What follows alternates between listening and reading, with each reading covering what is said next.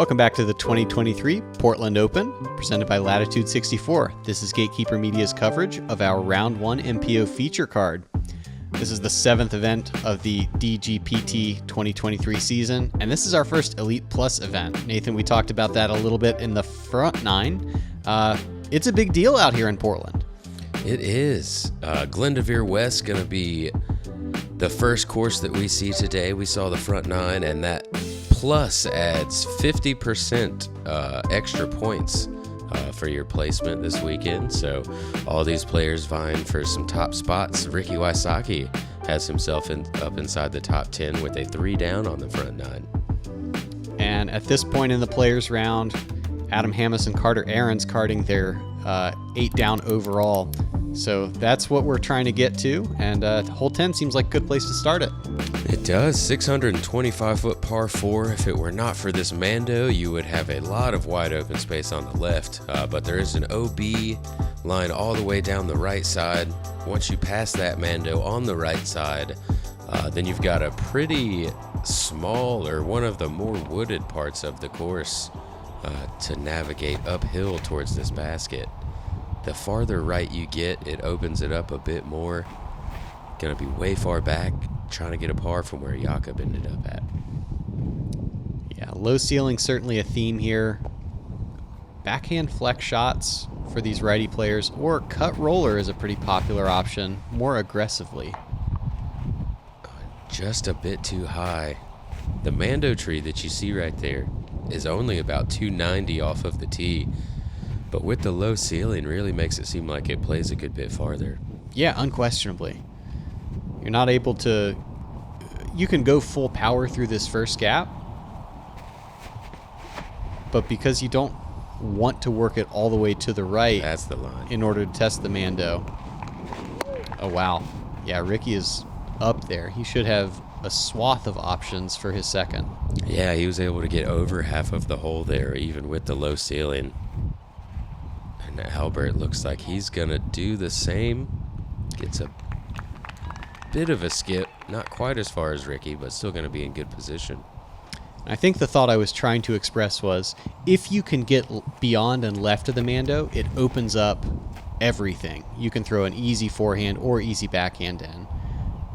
But you don't want to bring the Mando into play. There's no sense in taking what's one of the easier holes on the course and turning it into an insta-bogey. Agreed. As you see Jakub able to power up the hill, and that is a birdie putt. Oh, I thought he was a bit farther back than he must have ended up. Way up there. And Wysocki able to go fairway. I think that's a felon just swinging it into the circle. Well, I just saw this hole all wrong off the tee. Albert's up here farther than Ricky. Jakub's up there for a birdie putt.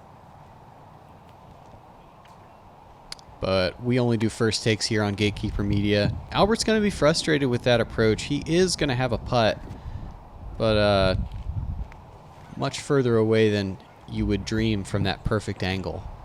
And there's more the forehands that we've come used to seeing from Garrett here recently. Just kind of a touchy upshot, as Albert is no longer disappointed. He's going to go ahead and card the birdie as we watch this Gatekeeper rewind again. Nice putt from behind that tree. Yeah, and good extension, using his lower half as well as the arm to get the ball all the way there.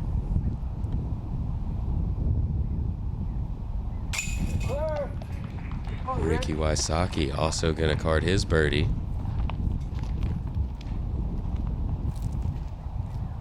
And Jakub to do the same. Yeah, not what I expected after the definitely early hit on the tee shot.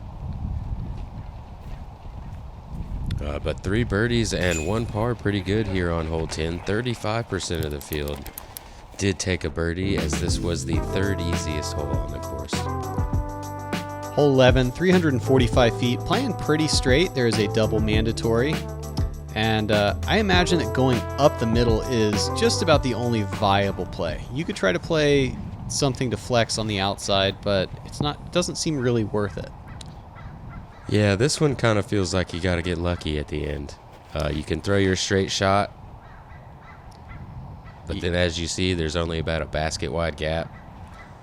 Yeah, it really does condense down. It's almost better to miss big late than by a little bit.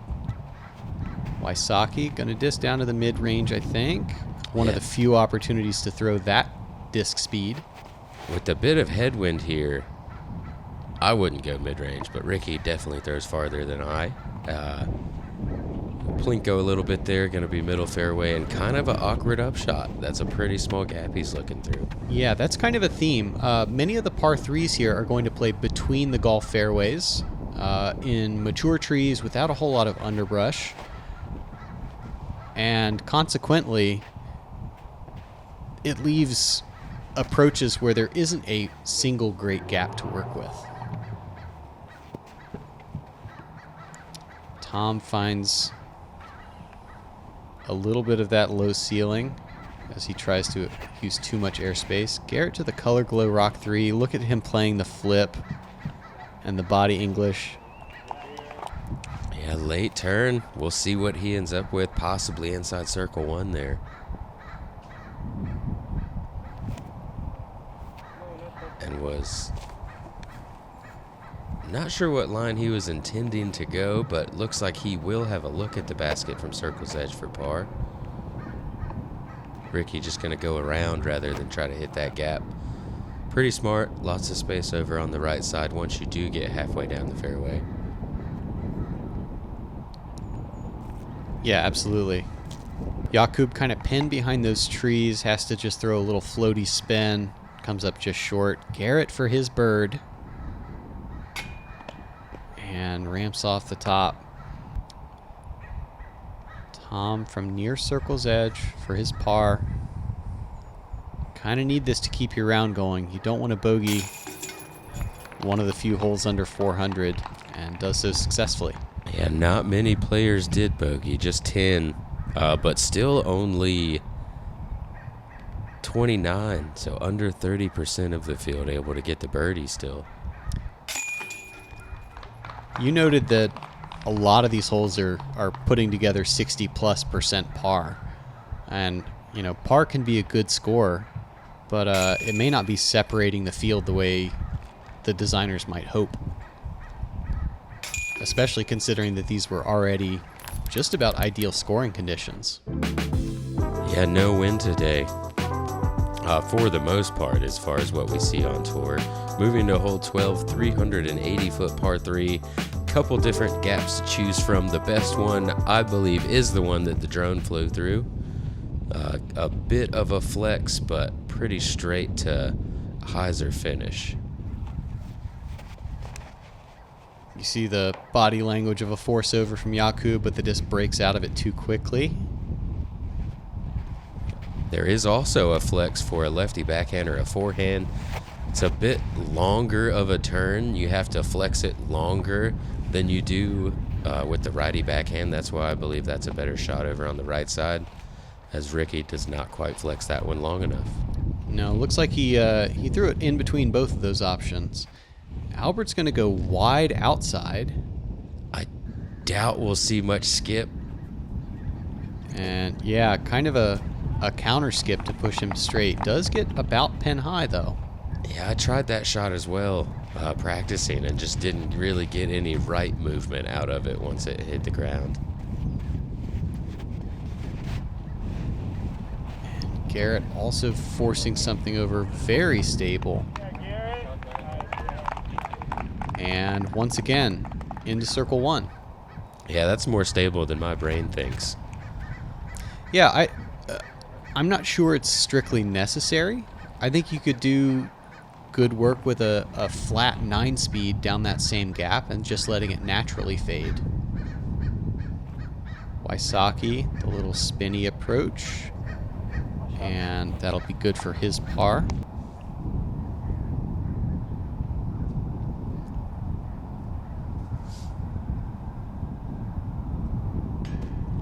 And Albert Tamm coming up a little bit low on that bonus birdie attempt. So Garrett looking for his birdie to get himself back to even par for the first time on the round, pretty much.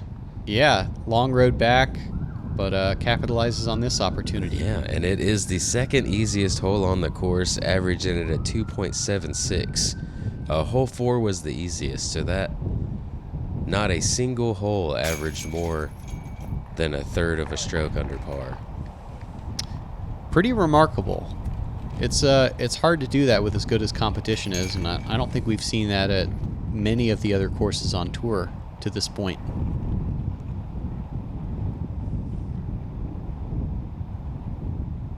So once you finish hole 12 here, we get a nice cart ride up to the 13th tee. We'll see you there in a second.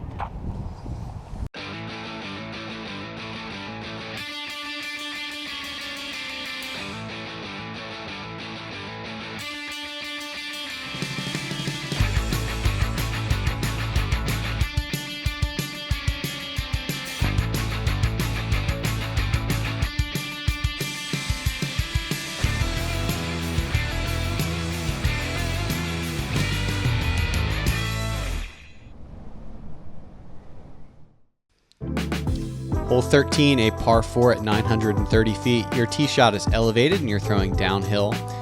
You need your disc to move from left to right sometime during its flight, as there is a mandatory forcing you to the right, and then an out-of-bounds line on the right side. This basket is tucked to the right side of a row of large pine trees. I think the critical thing here, Nathan, is you need to set yourself up so that your second shot can make meaningful forward progress. You're talking about to get a par, right? That's what you're talking about? Yeah, this is a par 4. Right, so to get a par, you want to get far enough where your second shot can still move forward. As Garrett may have gone a little bit too far and will have to go sideways here, as that Mando tree doesn't let him throw down that wide open fairway we see. Yeah, as much as you'd like to, you can't just spin Mandos around. Jakub going to take the lower line. If this flexes back, it should set him up in pretty good position. And I think he got trapped. Oh, he does move through the trees a little bit. He should have an opportunity to throw some kind of hyzer in towards the basket. I think if you want to get the birdie on this hole, you need to move about 630, 650 feet down into where those shadows are down there on the right. Yeah, absolutely. And even as far right as Ricky was able to move, unless he does something truly special, I think he's just having to play something of a layup and then another layup to get his par. Yeah, there's not much angle there for him to attack. He's got low ceiling, and if trying to push a hyzer too far, there's that OB on the right side. And as called, he's going to go pretty slow disc and get trapped by the ceiling. There's a line down the middle there, but that's not what he was looking for. You want to get out past that tree that Garrett hit, who is also going to be looking in that line down the middle. Jakub with a small chance here. He's got space through these trees. And the big booming hyzer will swing back in bounds. Yeah, that looks short. like perhaps a circle 2 look. And Albert's going to have to be a little bit crafty, going forehand or forehand roller.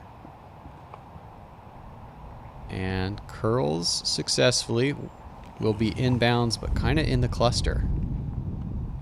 Yeah, in the middle of that cluster, like I said, there is a line. But ideally, you'd like to be right or left. Once you get past that Mando, the left side's not too bad. Ricky kind of burns this over a little low.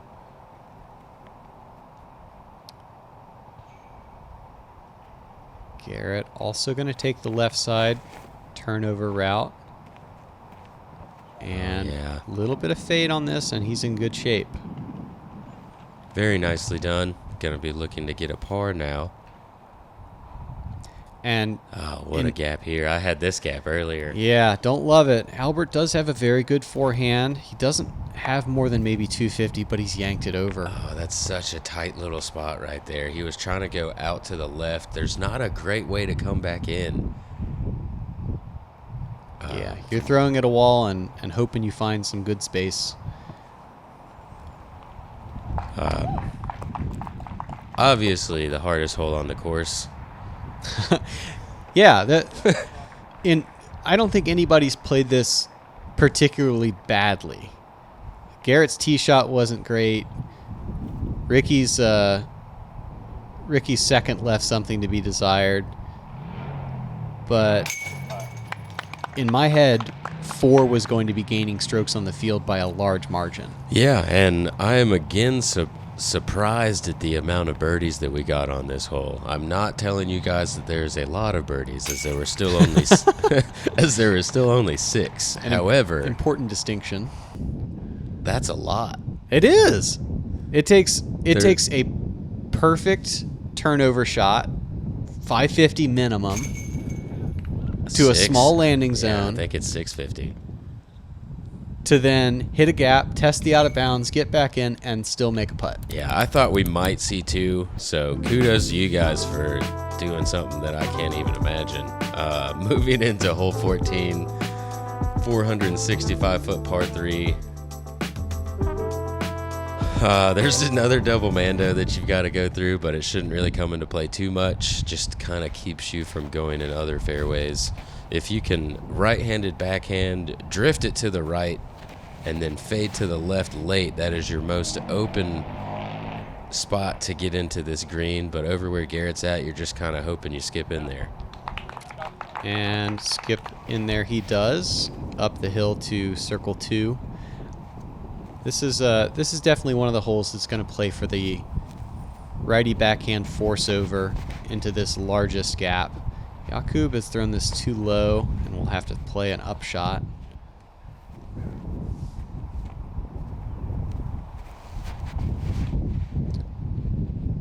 And I kind of feel like there's 3 true outcomes. You can throw this shot like Ricky has and get a putt out of it. You can blast in that first wall, or you can blast into that second wall. And I don't feel that there's a whole lot of difference between, getting a putt out of it and blasting into the second wall. Yeah, if you've got the power to reach this basket, then just throw it as hard as you can towards that second part, and maybe you'll skip through like Albert did. All right, so Jakub gonna have to choose a gap in the trees. The wind actually seemed to pick up a little bit at this location on the course. Yeah, this is where the difficulty really comes in on this hole as well, because now that you're closer to those trees, you actually have to pick a gap, and now you need to get up and down for par. Ricky wants nothing to do with that par. After a bogey on the last hole, he's going to bounce back very quickly with a nice circle 2 putt, probably 50 feet uphill right there. Oh, yeah. And neat little basket placement, kind of perched on a stump.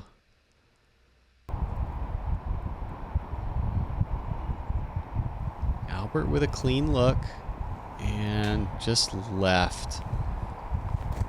Not a bad bid and an even better sit. Yeah, as I noted on the front, you can score. Wow, as Garrett knocks in his circle 2 birdie as well. Under par, first time of the round. As I noted on the front, this is where you can get your scoring opportunities by cashing in your circle 2 birdie putts. Dead center like Garrett Gurthie right there. But it can also get away from you if you're too ambitious on them. Jakub for his par save and spins it in nicely. Yeah, that's a stressful par that he just took right there, but well earned. And that'll keep him at 2 down. That's nothing to sneeze at, especially given that there are a couple holes that are favorable for scoring coming up. This not being one of them. No, hole 15, there is a mandatory that you have, or a couple mandatories to navigate. 879 feet. Once you punch out of this gap that's about 150 feet long, you have to start moving right. There's a golf green and then an out-of-bounds carry of some high grass to a pretty small postage stamp green. Yeah, there is a bit of room off to the right of those trees up there by the green. But you've got to once you get out of this gap, you really need to move right. That's one way to do that. 300 feet. Yeah, absolutely. Use the high gap with an understable disc and keep it moving right for as long as you can. Ricky's definitely gotten the distance, and I think he's moving right enough to attack from somewhere in the neighborhood of 400 feet. Yeah, just at the end of that shadow, about where he landed at, you can see a hill that is pretty steep. It doesn't look too steep right there, but if you can get to the top of that hill, that is your go-for-it birdie zone. Jakub uses the inside a little bit more, and even with that branch tickle, oh, that does kind of kill him, rolling back towards that. Yeah, I think he had too much turn on it, whether it hit that branch or not. It was just going to kind of burn over. So now that puts him in a position to throw about 380 to a layup zone and then just pitch across the final out of bounds. Par still in play. Albert also using the ceiling. He found something and cut it down for the next guy. Still going to carry all the way up to the top of the hill. Great shot from Albert. Yeah, smoked. Garrett with the layup play. And yeah, in an okay spot. Yeah, not exactly where you want to lay up at.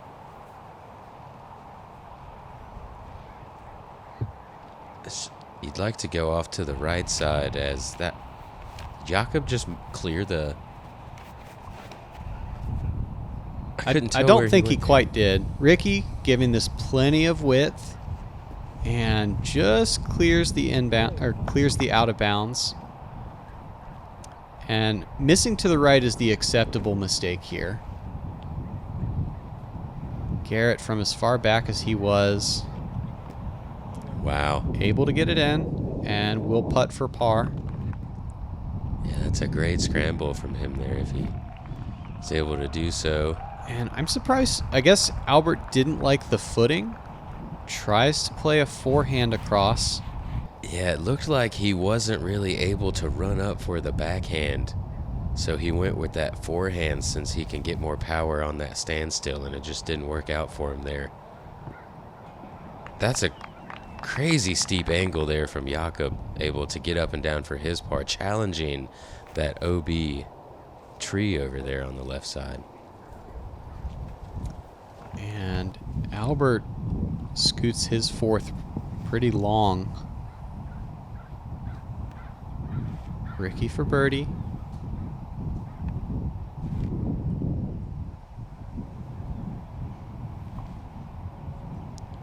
And comes up just short.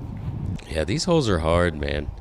52% par, 37% bogey or above. And I'm still surprised by the number, 11%. That's 13 players, I believe, 12 players able to get the birdie. Yeah, that's stringing together two really high-level shots because the tee shot is no joke. You have to hit the gap and have a lot of action on it afterwards. The second shot can be pretty routine because you're likely throwing a one angle with a stable disc.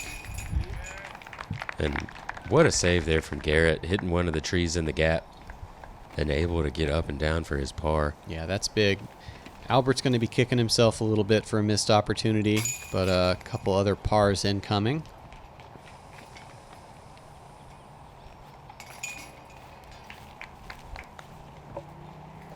Really do appreciate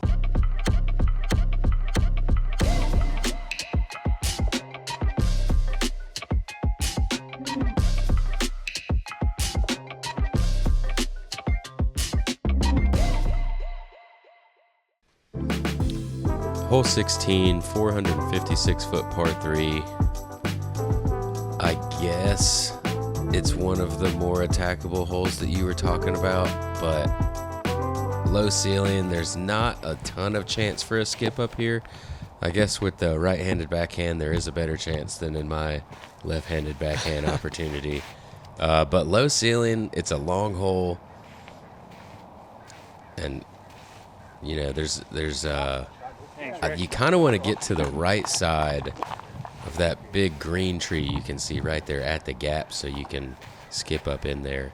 But still a difficult hole to access. Definitely. For these righty backhand players, either looking to play a hyzer flip up the left side or the force over that Garrett attempted, Ricky kind of just playing a hyzer up the left side. That can get the distance, but is going to instead run short left. Yeah, over on the left side, there's no ground play, unless you get lucky. Lots of little sticks, and then there's a big log as well. This is that right side flex, but a little too high. Oh, just kidding. Not too high. It does not hit those branches. He's going to be up there inside the circle. I think if you can access that, it does more naturally funnel with the shape, regardless of whether you get the skip. And Albert lines up the same thing. And gonna swing back left enough, but get chopped down. Yeah, caught some of that slower ground play. Ricky does not lay up. Gave that one a nice run. Gonna have 23 feet coming back. Garrett Gurthie on a circle 2 run. Just a little bit short. Albert looking for the bounce back. He does collect and moves himself back under par.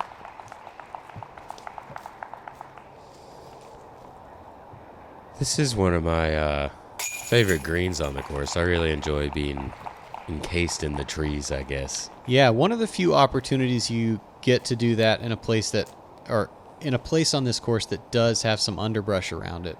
For the most part, when we are in the trees on greens, it's just in mature pines only. Yeah, with still grass on the ground. Kind of nice. This walk to the next tee makes me feel a bit more at home through the woods. Has a couple birdies and a couple pars there. Pretty great. Hole 17, we're actually going to play from this shorter tee pad, 430 feet as a par 3, throws through a gap and across an open field to a basket that is perched on a mound. There's a pretty steep downslope behind it and a little bit of runway until you get to an out-of-bounds green. This is just begging all of these players to attack with a distance that's in their wheelhouse, a little bit of a force-over shape. But that... just to add to the statement you said there, it is begging all of these right-handed players to force a shot across this OB carry here. Jakub with that one branch tickle is going to find the out of bounds, and we'll have to lay up from the short side. Yeah, the OB, you see, it's about 400 feet to carry, and it plays a bit uphill as well, so probably about 415 feet of power to be able to carry that. And with the way that the gap is shaped, you've got to throw that flex shot to do it. If you go with the forehand, it's pretty much a straight hyzer. You don't have any room to move your disc, so harder to get the power. So we see Albert and Garrett both go with enough power, but over there to the right side. Yeah. Hard to say what kind of look they're going to have yet. Ricky is going to stall this out left. Does it have the distance? Just barely enough. We'll see how ambitious these folks feel at this point in their rounds. Everybody under par at this point. Jakub just needing to save his bogey. Yeah. He's done that nicely there. As I said on the last hole, Ricky doesn't lay up too often, and golly, man, did he give that a good bid. Yeah, no half measures. Albert with the little stab. Oh, that's scary. Looks like he is going to stay in bounds. And Garrett with the best opportunity here. But look how close his drive was to that out of bounds. Does convert.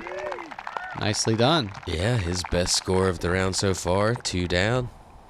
50% of the field taking par on this one. We've got 28% bogey or above. Dealing with that OB a bit. Yeah, seems to me to be pretty decent scoring spread on this hole. Yeah, got the option to lay up and take your easy par. If you go OB, automatic bogey.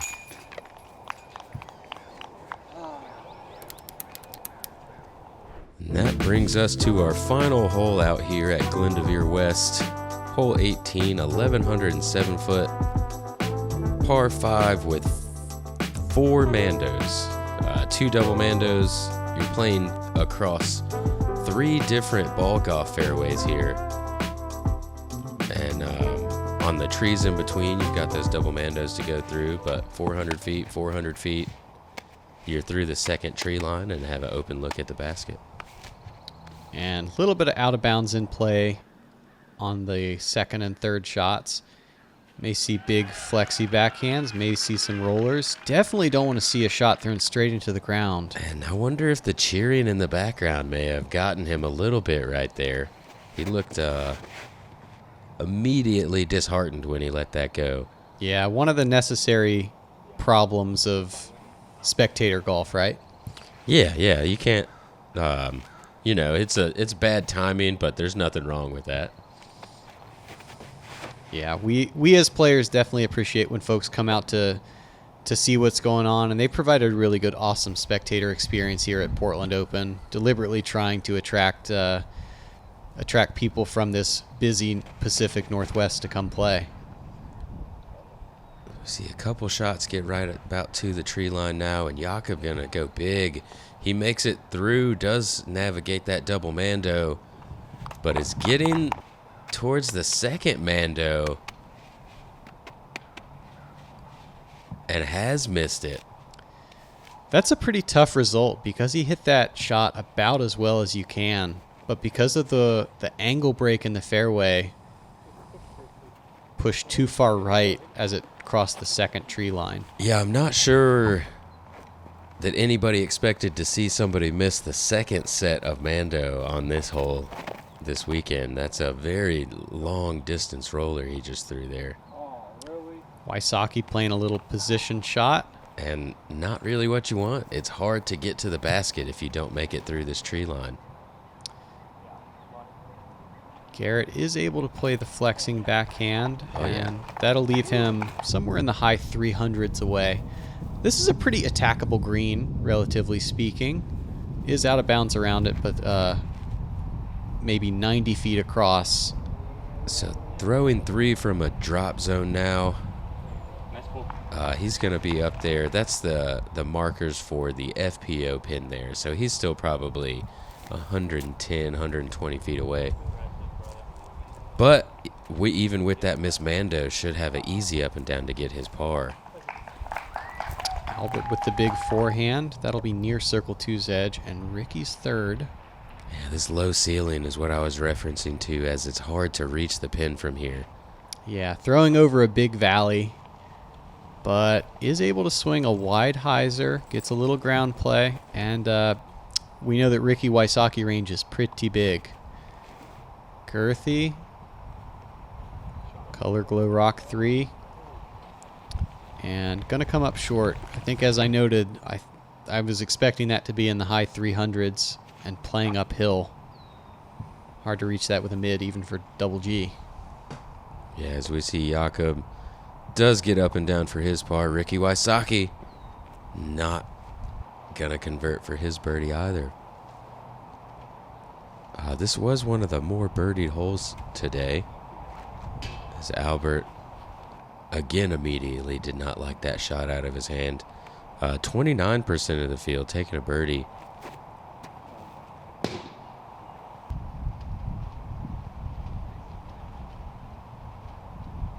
And none of those will be on our card today, as it looks like we're going to have 4 pretty much drop-in pars here to finish. And you may not be impressed with 4-2-2-1, but I am. Nobody lost their mind on this course, and in general kept their scores moving in the right direction. Yeah, under par right now is pretty much right there at the cut line. As one down, you see that tied for 46. Albert, Tamm, Jakub, and Garrett both sitting there at 2 down, and then Ricky Wysocki inside the top 20 with that 4 down. We're going to have another round tomorrow on the West course. You see we'll have Carter Aarons, James Proctor, Austin Hannum, and Simon Lizotte joining us on that Gatekeeper Media chase card. And And a tight leaderboard there as the top 10 all inside 2 strokes. So yet again, not a lot of scoring spread so far. We'll see if it remains tight and have an opportunity for that chase card win. Thank you guys for joining us out here. For Andrew Fish, I'm Nathan Queen. We'll see you guys out there.